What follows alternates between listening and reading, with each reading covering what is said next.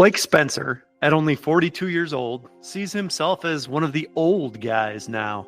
He's experienced the plumbing business from both the corporate and self-employed side. Suddenly I look up and I'm like one of the older guys in the building. I'm 42 now, and like these young guys come to me and ask the questions that I feel like I was just asking, 10 years ago. But I always enjoyed being in the field. But this was a different challenge, and I'm enjoying it, and I think it can help me, even further my career. Now, Blake enjoys the plumbing business behind a desk, where he both estimates and educates. Listen in. Thanks for joining us on the Plumber Podcast today. You work for Donhauer Plumbing as essentially an estimator. Is that the right job title? Yes. So what does an estimator do on a day-to-day basis? I assume you guys must be a pretty big plumbing outfit when you've got a dedicated estimator. Yeah, so we're probably the largest residential services company in the state of Kentucky. We do commercial as well and stuff like that. But yeah, we're a pretty big company. So for an estimator on a daily basis, you're looking at first and foremost pricing work and getting, taking an opportunity and creating a job. So going out, looking at it, getting all the parameters of it, pricing it, presenting it to the customer, and seeing it through to the job. Now, when you say going out, I can't imagine you're going out to every single job. You must have some type of standard flat rate handbook or something that's doing the typical job. And I assume you're going out and doing something outside of that scope. Absolutely. So yeah, we flat rate upfront price. So most every job that comes in is assigned to a technician. With the exception of, if a person calls and they're just, say they have a project or a remodel or something that's kind of off the beaten path of your normal service calls, those will get assigned to me. I'll go out. So I'm looking at projects, remodels, larger scale things. Yeah, something out of the that maybe a tech doesn't feel comfortable with or they're not familiar with. Well, let's go backward a little bit. You are a master plumber yourself. Yes. How did you get into plumbing to begin with? I needed a job. I was young. Totally I went to the University of Kentucky for a year. I learned pretty quick college was not my cup of tea. So my dad always said growing up, he said, do college or do a trade. And that didn't really make a lot of sense to me until I got later in life. So anyway, I needed a job, and my buddy, his dad had a little mom and pop shop. So I went over, became a helper there. I worked for some small guys for, I don't know, I'd say from 2003 to 2007. And then I found myself here at Donhauer, where I've essentially been ever since. I did leave for 3 years around COVID to do my own thing for about 3 years.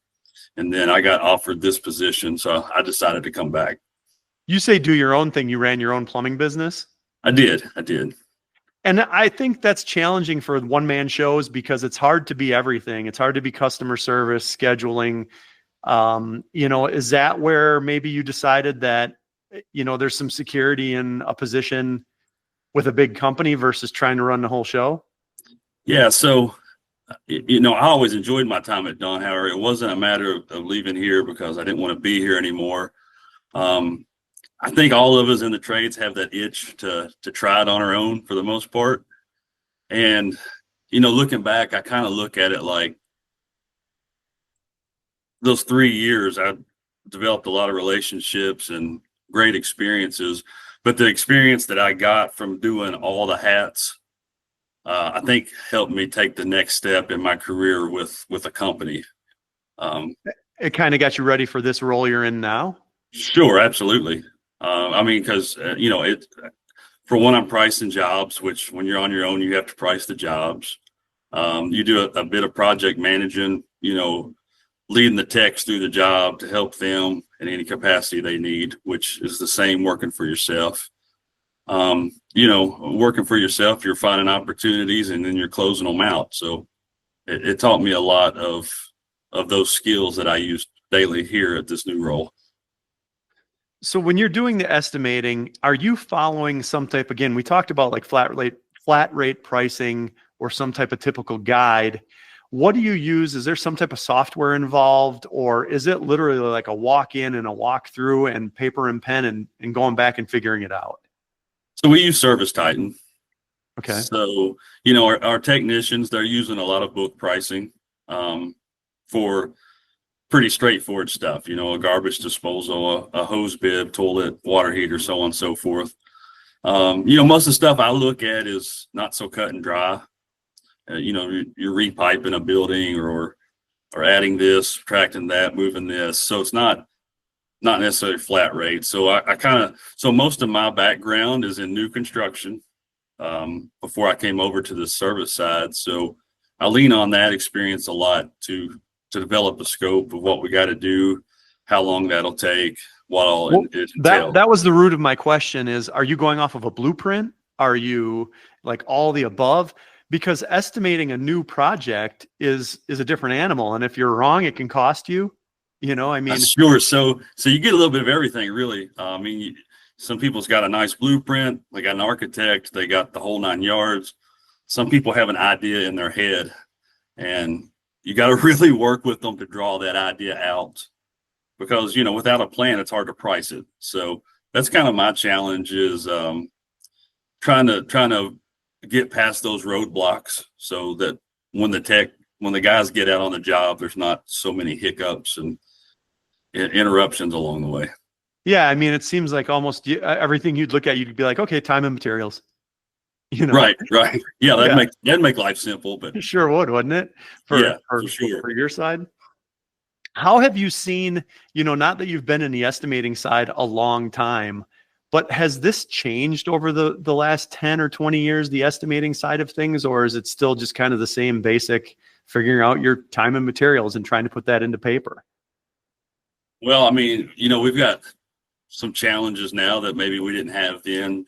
You're talking tariffs with COVID, you just can't assume something's sitting down here at the supply house anymore. And you got to think things about like freight charges, where it has to come from. Do they have to build the thing custom? And then just, customers now, they want that up front. They want to know cut and dry up front. Whereas I think in the past, it was a little more time and material, kind of the trust and honor system kind of deal. But, to be competitive now, you got to kind of get that number up front and be spot on. Because, even when you're right down to the penny, run into things, nobody likes an extra charge or surprise. Can you walk me like kind of start to finish? Like, what does the estimating process look like? I come to you and again, you said everything is different. Let's say I hand you a blueprint. What does that look like? What do you do then? So, I kind of start with, plumbing historically is priced per opening. And, different markets have different per openings. Even here in Kentucky, you can go from Lexington, go 30 minutes east, and it's drastically different the more rural you get. But I just start to break it down, like, what's in the job, how many fixtures, how many openings, pipe size, do we have to supply the fixtures? Will the customer supply fixtures? What about the bigger picture, like you had just talked about tariffs and surcharges and the unknowns? How does that come into play? So, PVC pipe and fittings, it goes up and down every day. So we say our estimates are good for 30 days. Usually if it's not that much of a swing, we'll stick with that with the customer. You know what I mean? We don't analyze it down to every dime, every time material changes, but you just got to stay on the up and up, knowing where your material costs are. I work well with a lot of the local supply houses.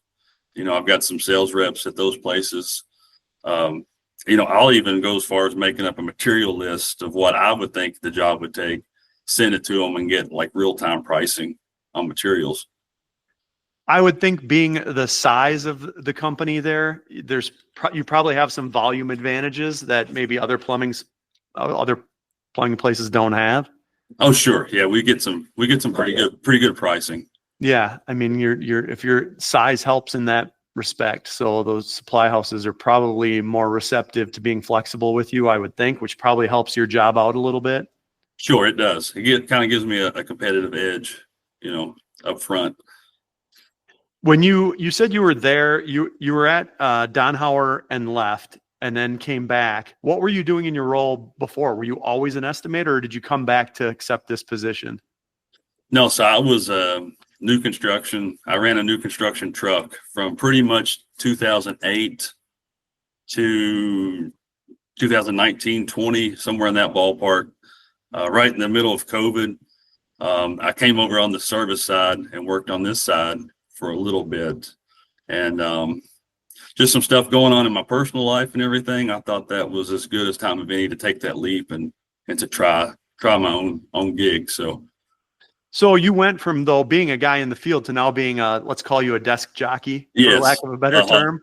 Exactly. You know, do you feel like, hey, at my age, I didn't want to do it anymore, or I just like the opportunity of what made you change from being a field guy to an office guy? I got to a point where I don't know. Suddenly I look up and I'm like one of the older guys in the building. I'm 42 now, and like these young guys come to me and ask the questions that I feel like I was just asking, 10 years ago. But I'm to a point where I can earn a living with what's in here and not so much the hands-on. Now, there's times I miss the hands-on, sure. I always enjoyed being in the field. But this was a different challenge, and I'm enjoying it, and I think it can help me, even further my career doing what I'm doing now. Well, let's talk about that, since that is such a big outfit. Is there like rungs on the ladder where you can see, the next opportunity? Yes, for sure. This is definitely, and this is something I try to encourage young guys with around here is, and of course, most of my career has been here, so I can't say about other companies, but Donhauer gives you so much opportunity for advancement, and they home grow most of it. So, like every guy over top of me on the ladder, they're career guys here. They've been here 25, 30 years, and they kind of went through the same path I did. They started as an apprentice, went through the field, came up, and, they've had a lot of success here. Well, and that probably speaks for the culture of the company too, then I would think. If you've got a lot of career people there, that would tell me that there's a good culture there and people want to work there. And that was kind of going to lead up to what my question was, but it might already be answered, is in the plumbing world, and you've already experienced this, there's a lot of money to be made to have your own shop. So there's got to be something to entice or encourage you to stay in place at a place like that. And obviously they've got that figured out. Oh, sure. Absolutely. You can advance. There's incentives as far as money you can make as a technician in the field. They share in the success as good as any company, I would say. And so that's encouraging. Thinking about your position now, like what is the next step? Do you go from estimating residential to estimating commercial, or what does that look like? So, well, I do both now.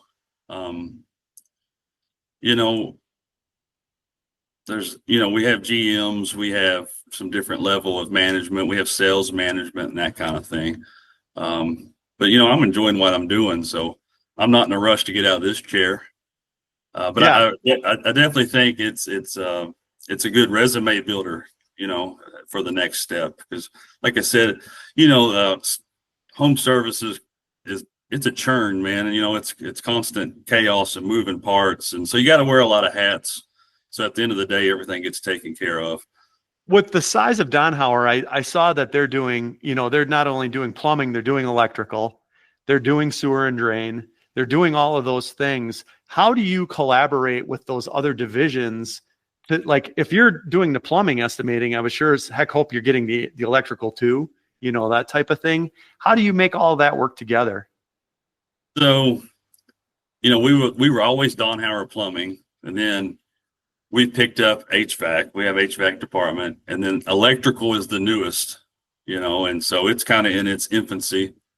So, I don't necessarily price the electric and the HVAC, but we have guys that do, but we have to collaborate on a lot of projects, even small projects. You go in a home, they've got a tank type water heater. They want to go tankless. Well, they're going to need a plug. You know what I'm saying? So, well, that was the root of my question. That's what I'm asking. How are you integrating your role with all of the, I don't want to call them siloed segments, but they are to some degree. How do you make sure that your electrician is getting that job versus the customer calling someone else's electrician or getting an estimate from a different electrician or a different HVAC company? I'll say that a lot of times it kind of happens on its own because people are excited that they have a one-stop shop now. We've been around since I think like 58 as Don Howard Plumbing. Yeah, I saw that, almost 70 years. Yeah, we've always been people's plumber, but then they've got to find somebody else for the other. So as they're learning and finding out we do these other trades, a lot of times they'll ask, but on my end, I'll say, hey, you're going to need a plug here for XYZ. I can get my guy over here to give you a price or put it in. Yeah. And you just almost nailed every what time it's just so streamlined to just go ahead and keep it within the company. So people like that. That's what I was trying to pull out of you there was, are you guys openly work to integrate your services, and Yes. What does that look like internally? When you get a plumbing bid, you go out to a big job. I hope you're talking to your electrical guy and saying, hey, you should make sure you're here, Yes, for sure. Okay. What do you see 10 years from now? Do you see does this job change much, or do you think it's kind of consistently, do you see technology changing things or AI changing things, or, do you think it would remain pretty consistent? No, I think it'll change. Yeah, I think it'll change for sure. I mean, plumbing itself has changed so much, not so much the field stuff, but just, it don't seem like that long ago we were using 3-piece carbon paper and the carbon credit card slider things. Yeah, now you have Service Titan that does everything for you, including customer follow-up. Yeah, for sure. And just the technology, I think, is moving everything ahead. So to sit here and think that the AI and everything won't affect what we do would probably be crazy, because it's going to.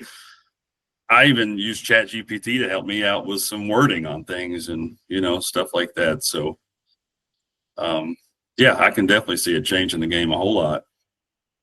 What if you had a crystal ball, what would you want to see yourself doing 10, 15 years from now? Stepped up higher in the company, leaving more of a legacy behind, I guess you could say. I don't set out just to advance for the sake of advancement, but one thing I got into teaching continuing education classes years back. And so I do it for our guys in our company, because we have to have 6 hours of credit here in Kentucky for our license. So I really enjoy kind of bringing the next class of guys up, and I guess kind of mentoring. Like I said, I'm suddenly one of the old guys in the building, getting the gray hairs and all that good stuff. So, just leaving my footprint here as much as I can and helping this next group of guys, seeing what they could make out of their career and promoting the trades. And because, I come from the generation, if you got to go to college, got to go to college. And I see what the trades have done for me. I've had a good living and a good career. So, in whatever capacity I can help move this company down the track before I'm no longer on the train, I guess you could say. I've had this conversation in multiple podcasts now about you say you come from you got to go to college to get a good job, generation, which is multiple generations, honestly, up until now. I believe now that the trades are the smartest way for any kid to go, as long as they're willing to work. And your passion for obviously training these younger plumbers, how do you get kids to be excited about the trades now? And this might be a really complex question to be asking you, but it seems like it's not easy work, but it pays well. And how do you get kids excited about that? One thing I think that helps, and I'm not superly plugged into social media, but I think kids can get on there now and they can see like young guys out here making a nice living, doing some cool stuff, showing what they do. My generation, you heard plumber, you thought of a guy with a plunger. You know what I mean? Like, you just had those stereotypes. And I think, with social media and, some other stuff that's out there, I think you can get a better idea of what these guys do and that it does pay well and you can make a good living.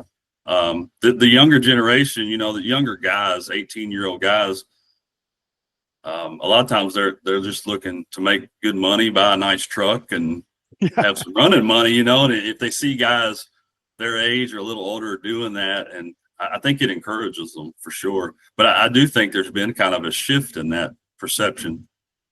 100%. The plumbing stereotypes of 20 years ago are so long gone. A guy bent over from a rusty van.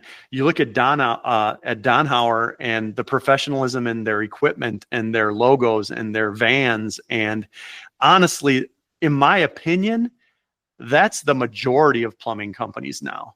When I was a kid, the plumbing company guy was literally a rusty van with clutter and never a uniform.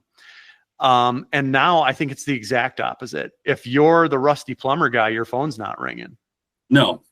Everybody wants a professional to come into their house and they want somebody reputable. Like I said, society itself, like the whole trust system is kind of broken, across the board. So it's hard to maybe trust some guy that's just in a rusty van that you don't know, kind of thing. So yeah, people are definitely looking for that brand and recognition.